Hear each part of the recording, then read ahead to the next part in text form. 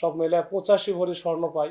26 ভরির মতো থাকে পাওয়া যায় হচ্ছে ওই যে বালা, যেটা কপারযুক্ত বালা। আর অন্যান্য এই বলতে পারেন যে 25 ভরি দিলাম, আবার এখানে আবার অলৌকিক কোনো কিছু ঘটলো নাকি যে 85 হইলো কেমনি।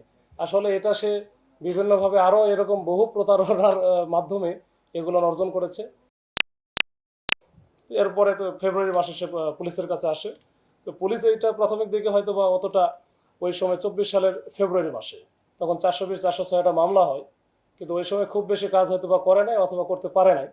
তো এটা আমরা আসার পরে আমরা কিন্তু নভেম্বর থেকে যে আমরা নতুন একজন আইউকে দেওয়া হয়, তাকে কিছু গাইডলাইন দেওয়া হয়। ফিরোজ এটা নিয়ে কাজ করে, sub inspector Firoz, new market থানার।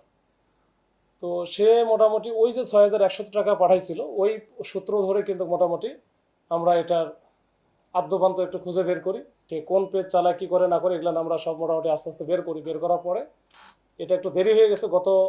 গতকাল রাত্রে আমরা কিন্তু এই যে ওই সূত্র ধরে প্রথমে সাভারে আশিফুর রহমান নামে একজন আছে, তো ওনার ওখানে যাই এবং ওনাকে ধরি। ধরার পরে সে স্বীকার করে, পরে বলে যে এই স্বর্ণগুলো বা জিনিসগুলো যারা যে করে মূলত ওই যে পেজ যেটা চালাইছে যে দোয়া কবুলের অলৌকিক গল্প, এইটার যে অ্যাডমিন সানজিদা আলো, এই সানজিদা আলো আসলে ওটা ফেক নাম, এটা তার আসল নাম হচ্ছে অনামিকা। এই অনামিকা আবার ওই যে মোহাম্মদপুরে যে বসিলা হাউজিংয়ে থাকে, তো ওইখানে নিয়ে আসার পরে অনামিকার বাসা তো ওইখানে দেখলাম যে তারা স্বামী স্ত্রী মিলে একসাথে থাকে এবং তাদের বিরাট আলিশান কারবার।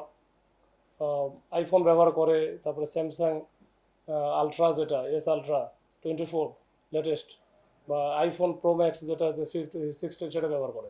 তো যাই হোক, তো কোনো চাকরি বাকরি কিছুই নাই, তার সুন্দর সংসার চলতেছে। তো তার কাছ থেকে মোটামুটি আমরা সব মিলে 85 ভরি স্বর্ণ পাই।